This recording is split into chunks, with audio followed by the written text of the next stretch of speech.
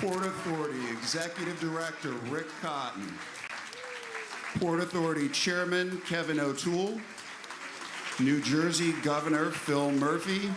And please welcome to the stage New York Governor Kathy Hochul.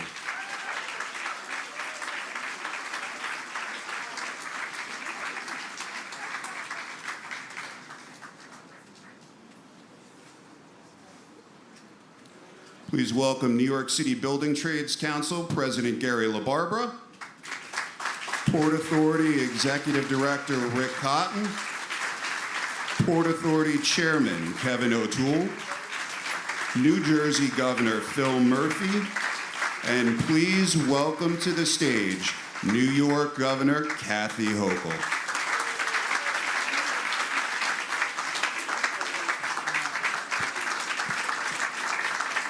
Hello, everyone.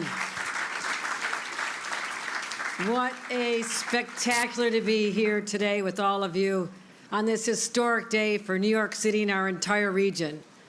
You know, 75 years ago, the Port Authority bus station opened its doors. Looks like it, doesn't it? I had lived that. Countless millions have passed through since then on their way to work, to shop, to see Broadway shows, to visit loved ones, or to experience our magnificent city for the very first time. And for many, this bus station is their first impression of New York City. We can do better. We must do better. This is about our image. And I will digress to say, and we're going to do the same with Penn Station. I want that to be magnificent, and we're going to get that done. But let's be honest, after more than 7 decades of nonstop use, this terminal is showing its age. And in recent decades, many have tried, yet many have failed to get this station rebuilt. In 2007, there was a plan with the developer to renovate it with a tower on the top. Well, that didn't go anywhere. In 2013, there was another attempt met by fierce community pushback. As recently as 2019, there was an effort started to bring back the 2013 plan. And none of these proposals managed to achieve what we're doing collectively today, breaking ground on a new Midtown Bus Terminal.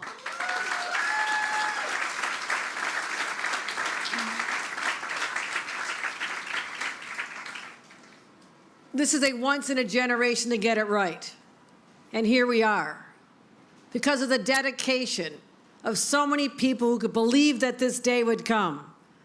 Now I want to acknowledge my partner in government. And you don't hear this a lot with respect to New York and New Jersey.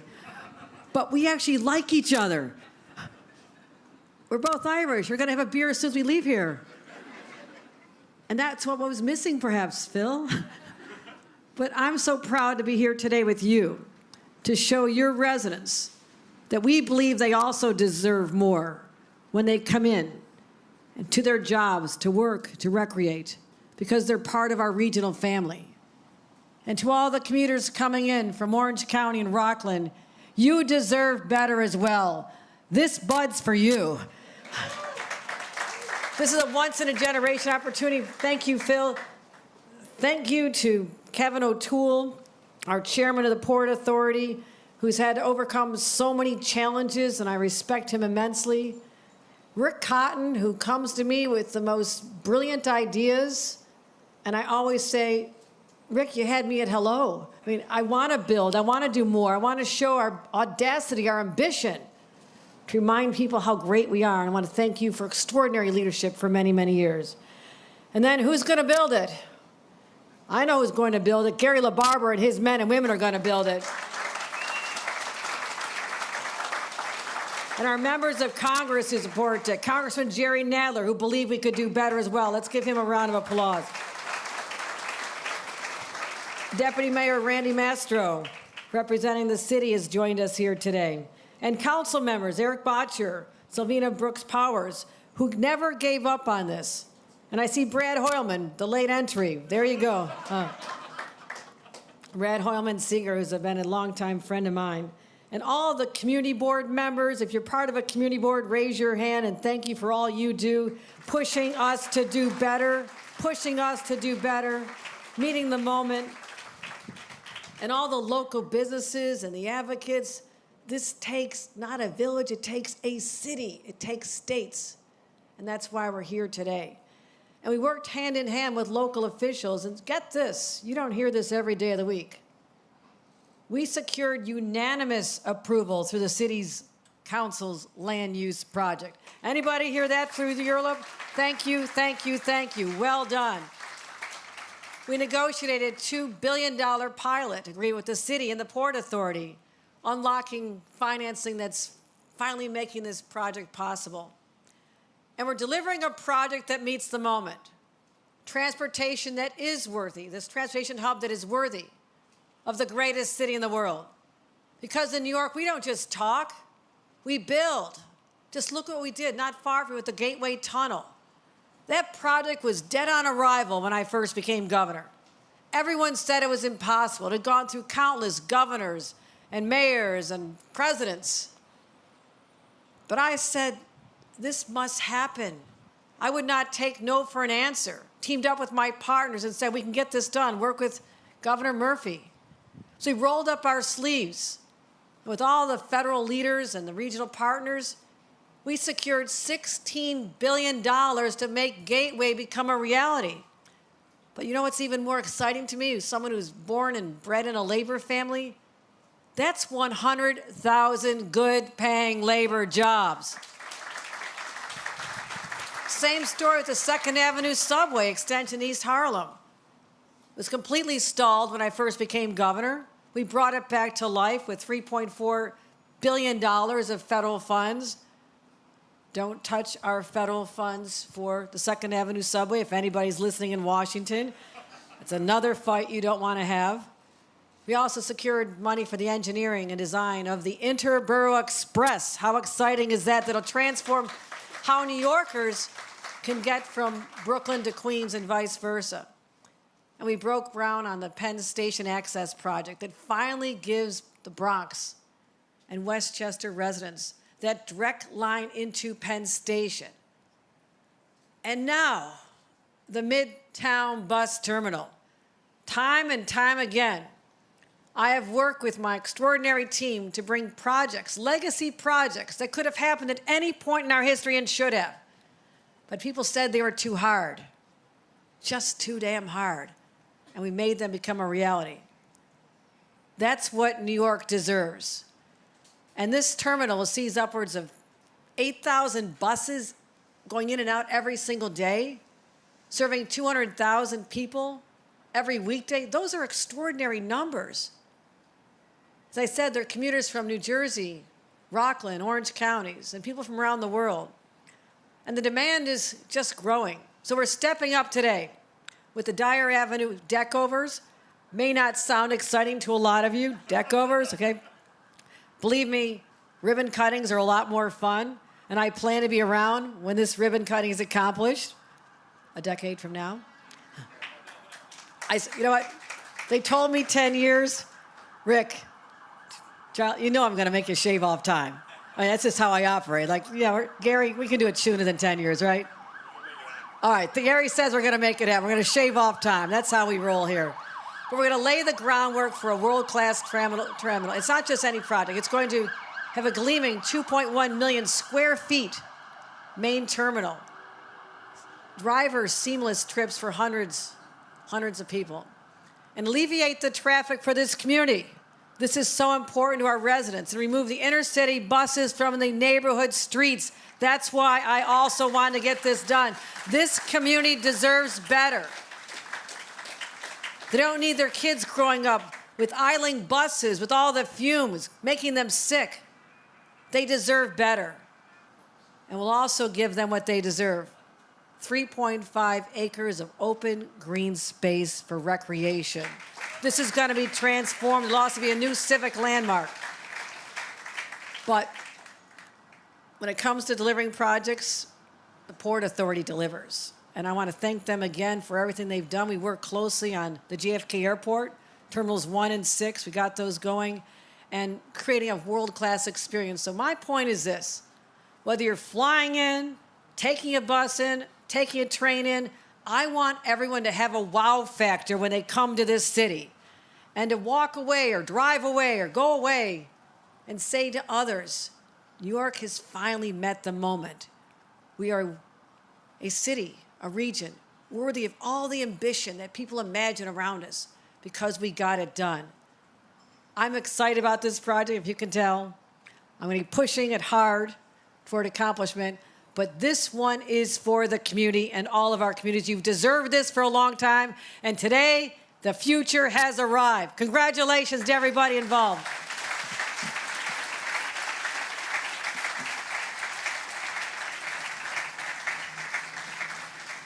Please welcome to the stage Governor Phil Murphy. Hey, Steve. It's like old home week over here. Steve Sweeney and Bob Gordon, good to see you guys. Good afternoon, everyone. It is a real treat to be here. It is an incredible honor to be back in Midtown Manhattan to mark the beginning, as Kathy said, of a new era in transportation for New Jersey, for New York, and our entire region. Once completed, the new Midtown Bus Terminal will offer our riders and commuters a more reliable, accessible, and enjoyable public transit experience, period. And crucially, it will help transform our vision for creating a world-class transportation system into a reality right here in the greatest region in the world. So first and foremost, I want to thank all of our partners at the federal, Jerry, good to see you, state and local level who are working together on both sides of the Hudson to get this project done once and for all, starting with my friend and fellow Governor Kathy Hochul. Kathy, thank you for your friendship, for your leadership, for your partnership across countless areas that we work on together. To you and your colleagues here on the New York side, to each of you, I say thank you for supporting this project. I also want to thank in absentia both current Secretary of Transportation Sean Duffy, along with his entire team, and their predecessors in the Biden-Harris administration.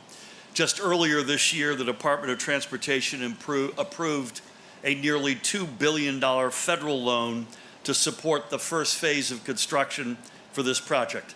And we are incredibly grateful for their continued support. We're also incredibly grateful for the Port Authority, Chairman Kevin O'Toole and all of his colleagues on the Board of Commissioners. With us today from the Jersey side, Joe Kelly and Mayor Chris Bolwich. Chris and I are at not our first, but our second port event today, having just cut the ribbon in Elizabeth on the port security section, along with the port's executive director, Rick Cotton, and his extraordinary team. And we're also going to hear from him in a few minutes, but I want to thank a particular shout out to one of Kevin's fellow commissioners and the president of the New York Building and Construction Trades Council, Gary LaBarbera. Gary, great to be with you as always. And to all of our brothers and sisters in labor, bless you. This project, as Gary knows better than anybody, is going to create thousands of good-paying union jobs for Gary's members, along with so many construction workers in the Great Garden State as well. And together, they're going to build the future of public transit right here in the heart of Manhattan. It's almost hard to wrap your head around the fact that the Midtown Bus Terminal is the busiest bus terminal in the entire world.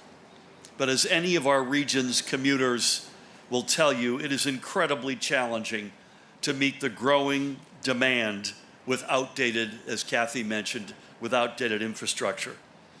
And considering that the current Midtown Bus Terminal was first built during the days of the Truman administration, I've become an aficionado of Toots Shore. Toots was at his apex at 51 West 51st in 1950 when this opened. And God bless Toots. Toots died 48 years ago. We got to turn the page. This much is clear. It is time for a much-needed upgrade and overhaul. And that's exactly why this transformational project to fully replace ultimately the Midtown Bus Terminal is so important. Once it is completed, it will offer an entirely new and improved experience to the hundreds of thousands of riders and visitors who will walk through its doors every single day. And this project will directly benefit the thousands of New Jerseyans who commute to and from the Midtown Bus Terminal. It will also directly impact and benefit the New York firms that those commuters populate. In fact, it will nearly double the terminal's capacity for buses, from being able to handle nearly 600 buses per hour to more than 1,000 buses per hour once completed.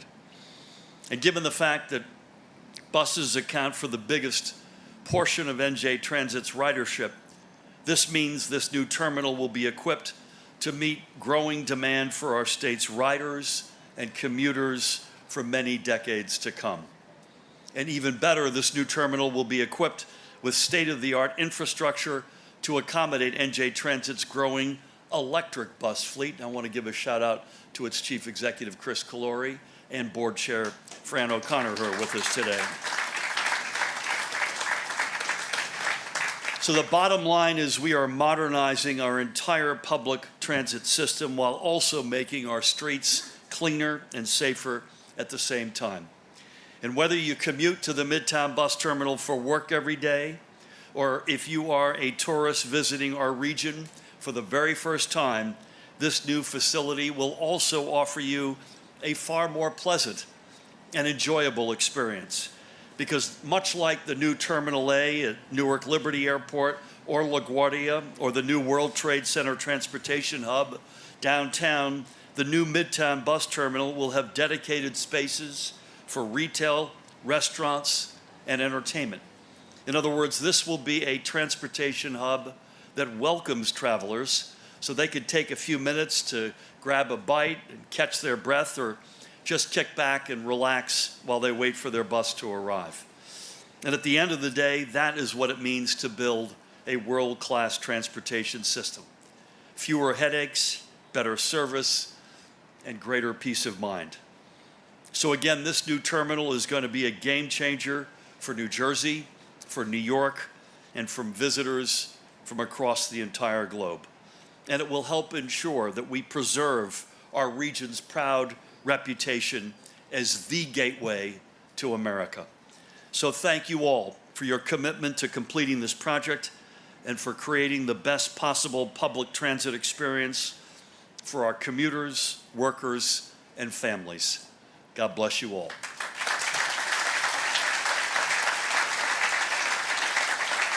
Please welcome Chairman Kevin O'Toole to the stage.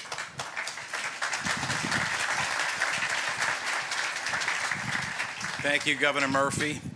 Thank you, Governor Hochul, for coming here today and kicking off. We could say deck overs, but it's really the kicking off of the bus terminal. Gary, are we going to hear that from you? Yes. Thank you very much, Governor Hochul, for your support. Your interaction with the Port Authority has always been wonderful. Your commissioners have been terrific. Governor Murphy, I will tell you, thank you again for the interaction. The cooperation we've had from you and your office over the last 8 years has been magnificent. I wasn't quite sure how today was going to start and finish. I got here early to kind of check out the setup. As a former staffer, in my heart, I'm a staffer. You want to make sure the chairs are okay, the name plates are okay. Congressman Nadler, want to make sure you had a front row seat. And I got here, the first person I met with was Gary LaBarbera. And Gary walks up to me and he said, "Kevin, are you okay?" He goes, "You look like shit." I said, "What?" And I said, "Well, I'm a little tired, Gary. I flew in yesterday from Tokyo and I'm operating like 36 hours of deficit of sleep." But Gary was kind enough to point that out to me as I first saw him. Thank you, Gary. So when I landed in Newark Airport last night and went through immigration, first of all, the wonderful thing when you fly internationally and you come into the States, you hear the pilot say, "Welcome back to the United States of America." And as a first generation, as a mom who was born in a communist country, when I hear that every time, it really makes my heart swell and say, this is the greatest country in the world. It really is. And as I landed in Newark, and you see "Welcome to the United States" in a Port Authority asset, I said, you know, I'm coming here today and saying the Port Authority always answers the call. Since its start in 1921, it's been asked to do a lot of things, and it has always answered the call. Whether it was building the George Washington Bridge in the 30s, or building the Lincoln Tunnel in the 30s, acquiring the Holland Tunnel, building the bus terminal, 1950, the ports, the World Trade, several times over, PATH. The Port Authority has always answered the call. 1944, we talk about the history, 1944, Mayor LaGuardia asked the Port Authority, you got to build a bus terminal. It's too important. This region, this area, New York, New Jersey, you have to build the bus terminal. So true to form, the Port Authority answered the call. Governor Hochul talks about since 2007, we've been talking about a bus terminal. So in 2017, the reason I'm here, I got a phone call from Senate President Sweeney. He says, come to my office. And he says, Kevin, I know you love serving in the Senate. He says, but I want you to do something different. In my own sense, I said, it's going to answer this call. I said, what is it, Stephen? Majority Leader Loretta Weinberg was with him. And she should be here, by the way. Senator Weinberg gets as much credit for this thing happening as anybody else. So, Steve and Bob, I will say, I can't give you, Senator Gordon, as much credit as Senator Weinberg, because you know she had her heart and soul into this. So, Senate President Sweeney sat me down and says, Kevin, I know you love the Senate, but there's a different calling for you. And we want you to go over to the Port Authority and serve as the chair with this fellow, Rick Cotton. I said, Steve, it's a really unusual ask. I said, why? He says, a lot. Because one thing you have to do is focus on getting us a bus terminal. So we've been talking about it, planning about it. Now we are answering the call of the bus terminal. And we talk about once in a generation, and we've talked about the dynamics and the dimensions of what this new bus terminal will look like. And the reason it's going to get done is because we have an exceptional once-in-a-generational leader, Rick Cotton, who's going to make sure we get it done. In less than 10 years, I will tell you, Governor Hochul, and I commit to Governor Murphy, in less than 10 years. And the reason it's going to get done is because this place answers the call. There's people here that I have to acknowledge who are part of the Port Authority family, who have been part of this for 10 and 20 and 30 years. Lillian Valenti, head of purchasing, has to be. Libby McCarthy, our CFO. Diane Eller, head of bus. Diane, this is yours. Riz Beige is our engineer, our engineer, head of engineering. That's for you, Riz, by the way. That's planned. Steve Plate, I'm sure he's here somewhere. Have to be. Peter Simon, we know what your role here. And let me just ask, and like Hirsch Perek and everybody from GoCorps, I want everyone to acknowledge the Port Authority family who has made this thing happen. If the Port Authority family could just stand up for a moment and take a bow for being part of this magnificent day. Port Authority, please stand.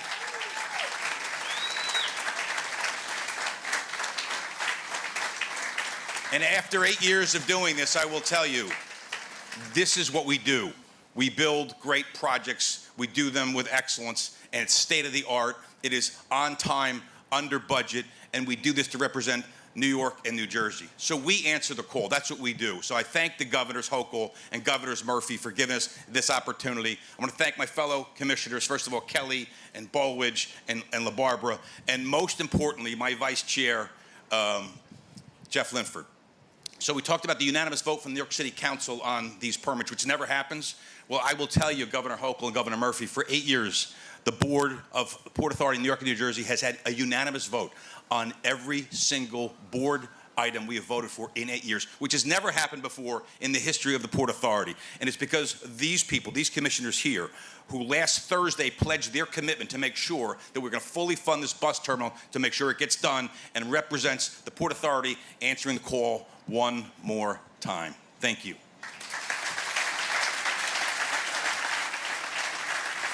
Please welcome to the stage Executive Director Rick Cotton.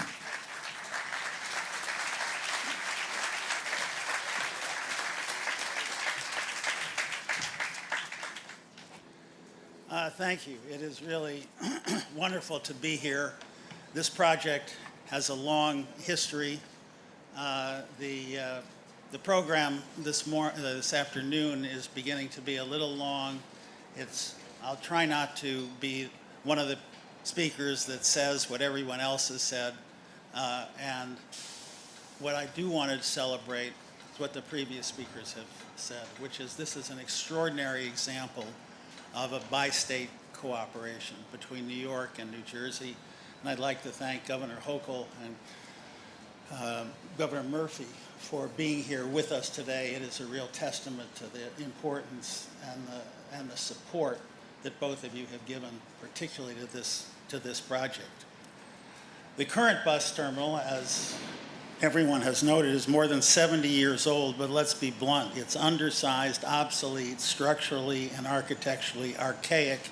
It has become a notorious eyesore that fails the commuters who use it and fails the community that surround it.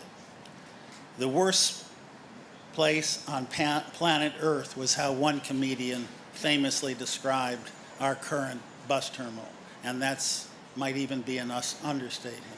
It's bad enough that the bus terminal has become one of the most reviled buildings in America, but it's located in the heart of Manhattan, near what is called the crossroads of the world, and right in the middle of the nation's largest and most famous city. While there has been a long-standing consensus on the need to replace the bus terminal, the path to getting here today was not easy. Both governors have recognized that this project has needed to be done for decades, and it has simply not gotten done. Indeed, within the last decade, there's also a consensus to replace it, but earlier proposals of that era regarding a new bus terminal were mired in controversy when the Port Authority and faced opposition from the surrounding community.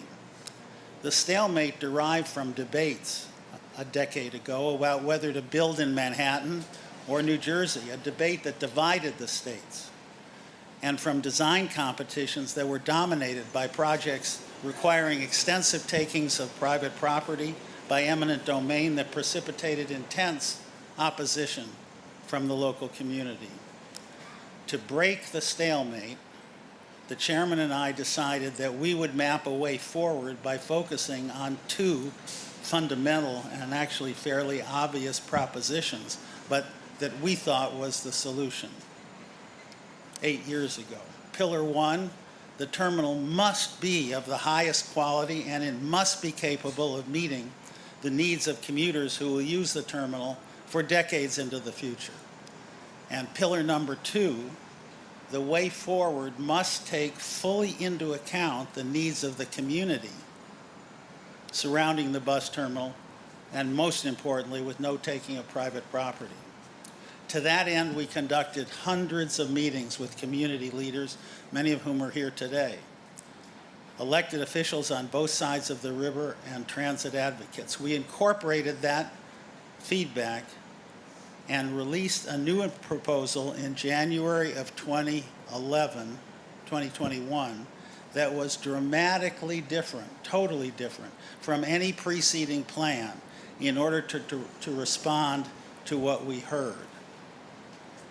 So for commuters and bus riders, what would they get from this revised plan, which is the plan that is what we are building?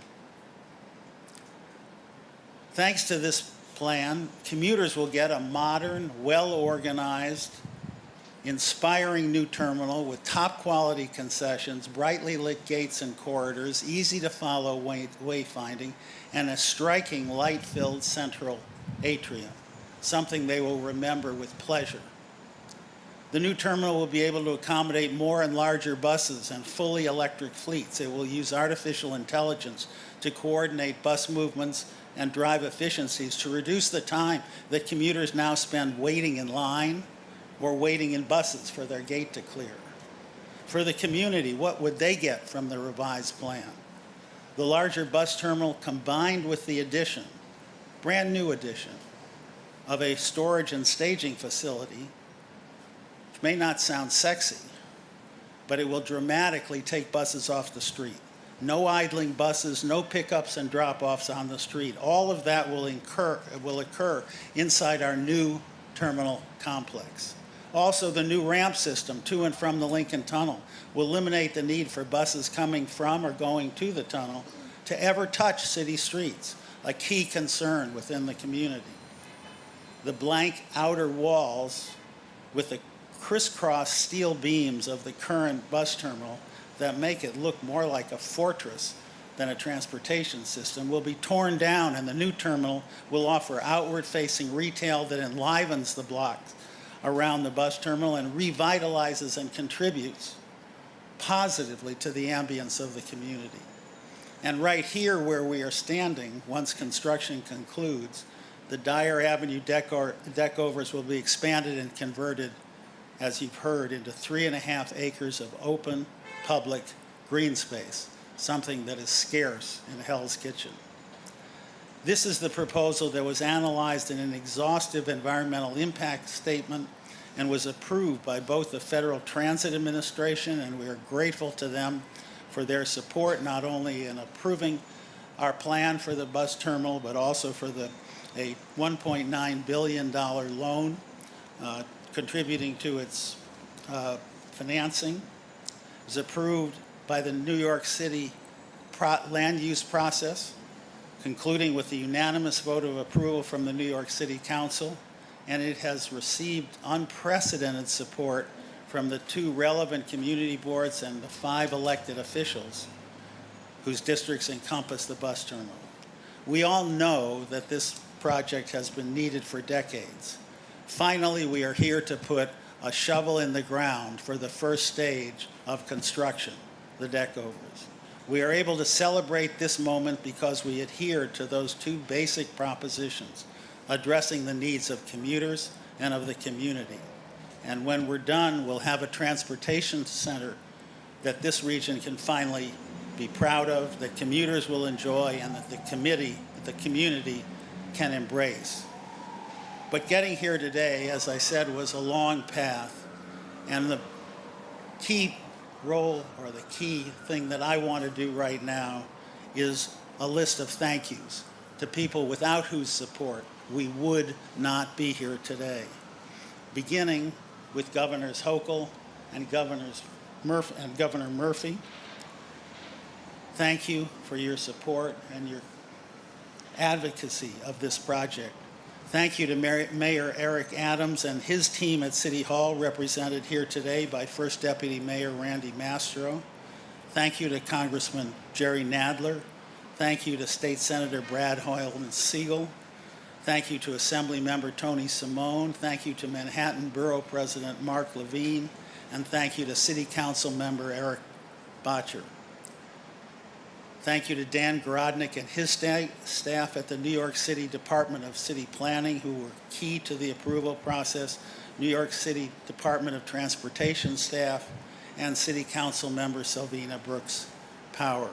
Without those supporters, we would not be here today. And I also have to thank, as the chairman did, the senior staff and all of the staff at the Port Authority who have worked literally on this phase of the plan. Many of them have worked for multiple decades, but in terms of the past 8 years, who have brought this to reality. Steve Plate and Alan Reese, to Diane Eller, to Lillian Valenti, to Derek Utter, Jim Heitman, Libby McCarthy, Amy Fisher, Rizwan Beg.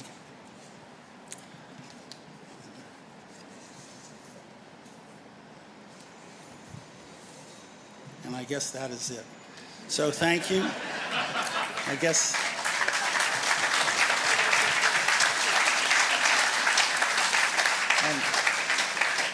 And finally, to recognize that this project will be built day and night by the members of organized labor.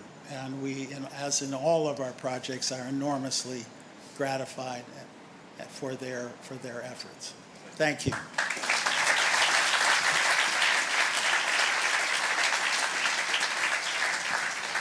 Please welcome Gary LaBarbera to the stage.